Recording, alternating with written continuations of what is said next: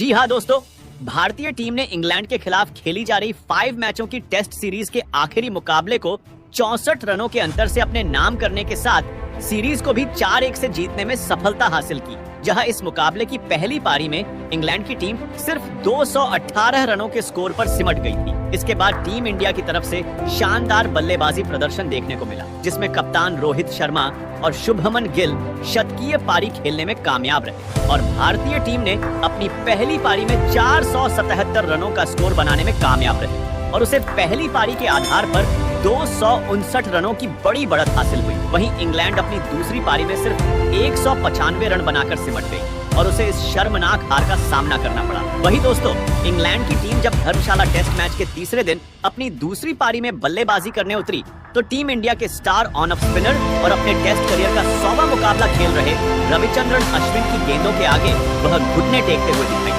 और अश्विन ने 21 के स्कोर तक इंग्लैंड के दोनों ओपनिंग बल्लेबाज जैक क्रॉली और बेन डकेट को पवेलियन का रास्ता दिखा दिया था। जबकि इसके बाद उन्होंने ऑली पोप, बेन स्टोक्स और बेन फॉक्स को अपना शिकार बनाने के साथ 5 विकेट भी पूरा किया और इंग्लैंड की टीम से सिर्फ जो रूट ही अधिक समय पिच पर बिता सके, जिसमें उनके बल्ले से दूसरी पारी में 84 रन देखने को मिले। जहां इंग्लैंड की टीम अपनी दूसरी पारी में सिर्फ 195 रनों के स्कोर पर सिमट गई। वहीं भारत की तरफ से इस पारी में अश्विन ने जहां 5 विकेट अपने नाम किए तो जसप्रीत बुमराह और कुलदीप यादव ने 2-2 विकेट, जबकि रविंद्र जडेजा भी 1 विकेट लेने में कामयाब रहे। वहीं दोस्तों, इस टेस्ट सीरीज के पहले मुकाबले में टीम इंडिया को हार का सामना करना पड़ा था। इसके बाद भारतीय टीम ने सीरीज में शानदार तरीके से वापसी करने के साथ उसे 4-1 से अपने नाम किया। वहीं टेस्ट क्रिकेट के इतिहास में एक 112 साल बाद ऐसा पहली बार हुआ है जब 5 मैचों की सीरीज में कोई टीम पहला मुकाबला हारने के बाद सीरीज को 4-1 से अपने नाम करने में कामयाब रही। इससे पहले ये कारनामा इंग्लैंड ने ऑस्ट्रेलिया के खिलाफ टेस्ट सीरीज में किया था। वही दोस्तों, आपको बता दें, भारत के खिलाफ 5 मैचों की टेस्ट सीरीज के आखिरी मुकाबले में इंग्लैंड को पारी और 64 रनों की शर्मनाक हार का सामना करना पड़ा। जहां इस दौरे की शुरुआत इंग्लैंड ने बेन स्टोक्स की कप्तानी ने काफी शानदार तरीके से करते हुए पहले मुकाबले में जीत हासिल की और इसके बाद टीम इंडिया की तरफ से ऐसा प्रदर्शन देखने को मिला कि सीरीज के बाकी के 4 मैचों में उन्हें लगातार हार का सामना करना पड़ा। वहीं इंग्लैंड टीम के कप्तान बेन स्टोक्स ने इस सीरीज में मिली हार का सबसे बड़ा कारण अहम मौकों को सही तरह से नहीं भुना पाना बताया। जबकि दोस्तों, बेन स्टोक्स ने धर्मशाला टेस्ट मैच के खत्म होने के बाद इस सीरीज में इंग्लैंड टीम के प्रदर्शन को लेकर बात करते हुए कहा कि हमें इस सीरीज में एक बेहतर टीम से हार का सामना करना पड़ा और अभी हमें काफी सारा क्रिकेट आने वाले समय में खेलना है, तो अब हमारा ध्यान उस तरफ है। यदि आप इस पूरी सीरीज को देखेंगे तो हम अहम मौकों को नहीं भुना सकते, जहां हम सभी व्यक्तिगत तौर पर जानते हैं कि हमने कहां पर गलती की है। जब भारतीय टीम गेंद से बेहतरीन प्रदर्शन करती है तो आपके आसपास काफी सारे खिलाड़ी फील्डिंग करते हुए दिखाई देंगे। ऐसे में आपको रन बनाने के तरीके को खोजना पड़ेगा।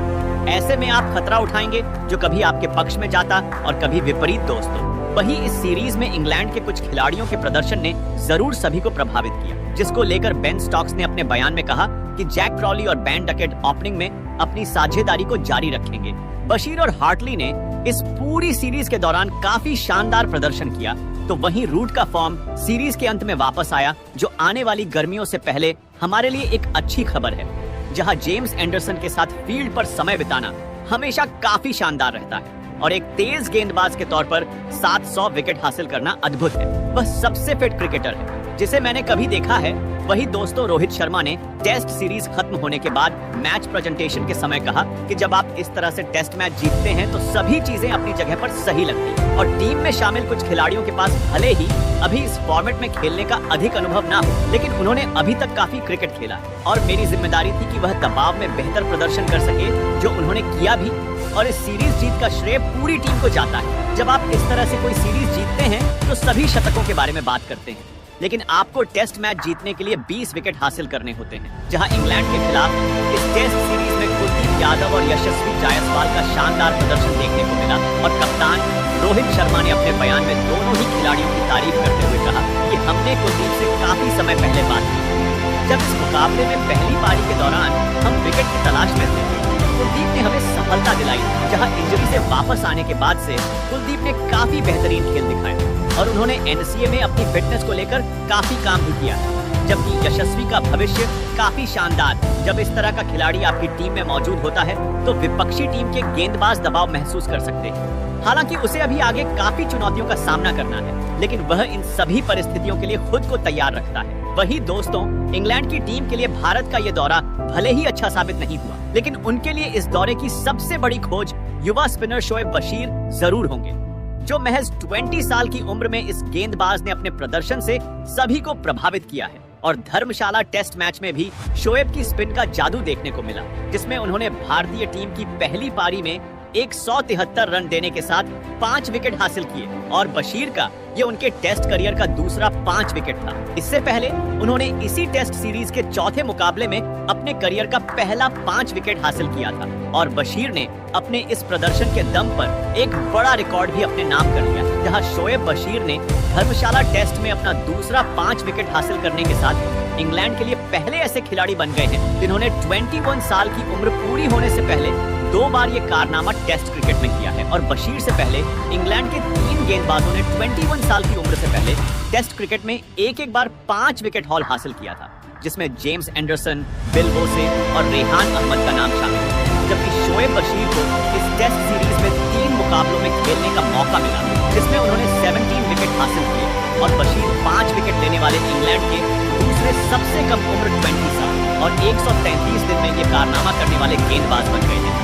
जबकि दोस्तों, बशीर ने साल 2023 में ही फर्स्ट क्लास क्रिकेट में अपना डेब्यू किया था, जिसमें वह समरसेट की टीम से अपना पहला मुकाबला खेलने उतरे थे और बशीर ने अब तक 8 फर्स्ट क्लास मैचों में 22 विकेट हासिल किए हैं और इसके अलावा उन्होंने लिस्ट ए फॉर्मेट में भी 7 मैच खेले हैं, जिसमें वह सिर्फ 3 विकेट ही हासिल करने में कामयाब हो सके हैं। जहां इंग्लैंड के लिए भारत के खिलाफ इस टेस्ट सीरीज में बशीर के अलावा टॉम हार्टली ने 22 विकेट हासिल किए हैं। वहीं दोस्तों, इंग्लैंड के खिलाफ धर्मशाला में खेले गए सीरीज के आखिरी टेस्ट मैच में मिली जीत के बाद कप्तान रोहित शर्मा ने जियो सिनेमा से बात करते हुए अपने रिटायरमेंट पर बयान दिया है, जबकि उन्होंने बताया है कि वह क्रिकेट से कब रिटायरमेंट लेंगे और वह इस वक्त कैसा महसूस कर रहे हैं। और उन्होंने कहा कि अगर किसी दिन मैं जागूं और महसूस करूं कि मैं अच्छा नहीं कर रहा हूं, तो मैं क्रिकेट से दूर हो जाऊंगा। मुझे लगता है कि पिछले 2-3 सालों में मैंने अपने खेल में सुधार किया है। और रोहित शर्मा के इस बयान करोड़ों फैंस के दिल को तोड़ दिया है। जहां रोहित शर्मा की ये बातें सही भी है, वह पिछले कुछ सालों से काफी शानदार क्रिकेट खेल रहे हैं। जबकि दोस्तों,